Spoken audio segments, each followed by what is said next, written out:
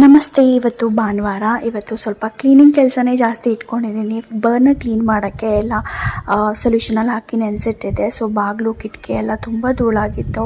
ಅದನ್ನು ವಾರಕ್ಕೊಂದು ಸತಿ ಕ್ಲೀನ್ ಮಾಡ್ಕೊಂಡಿಲ್ಲ ಅಂತಂದರೆ ಖಂಡಿತವಾಗ್ಲೂ ಮತ್ತೆ ಕ್ಲೀನ್ ಮಾಡೋದು ಕಷ್ಟ ಆಗುತ್ತೆ. ನನ್ನ ಮಗಳಂತೂ ಫ್ರಿಡ್ಜ್ ಮುಟ್ಟಿ ತುಂಬ ಗಲೀಜು ಮಾಡಿರ್ತಾಳೆ. ಸೊ ಅದನ್ನಂತೂ ಡೈಲಿ ಕ್ಲೀನ್ ಮಾಡ್ಕೋತೀನಿ. ಹಾಗೆ ಪ್ಲಮ್ಮಿಂಗ್ ಸ್ವಲ್ಪ ಕೆಲಸ ಇತ್ತು. ಸೊ ಪ್ಲಮ್ಮಿಂಗ್ ಅವ್ರು ಬಂದಿದ್ದರು, ಅದು ಆಗ್ತಾಯಿತ್ತು. ಜೊತೆಗೆ ನಾನು ಡೈನಿಂಗ್ ಟೇಬಲ್ ಕೂಡ ಕ್ಲೀನ್ ಮಾಡಿಕೊಂಡೆ. ಸೊ ಸ್ಟವ್, ಅಡುಗೆ ಮನೆ ಎಲ್ಲ ಕ್ಲೀನ್ ಮಾಡಿ ಅಡುಗೆಗೆ ರೆಡಿ ಮಾಡೋತ್ತಿಗೆ ತುಂಬ ಲೇಟ್ ಆಗೋಯ್ತು ಇವತ್ತು. ಸೊ ಇವತ್ತು ಚಿಕನ್ ಸುಕ್ಕ ಮಾಡೋಣ ಅಂತ ರೆಡಿ ಮಾಡ್ತಾ ಇದ್ದೀನಿ. ಸೊ ಅದಕ್ಕೆಲ್ಲ ಮಸಾಲೆ ಚೆನ್ನಾಗಿ ಹುರ್ಕೋತಾ ಇದ್ದೀನಿ.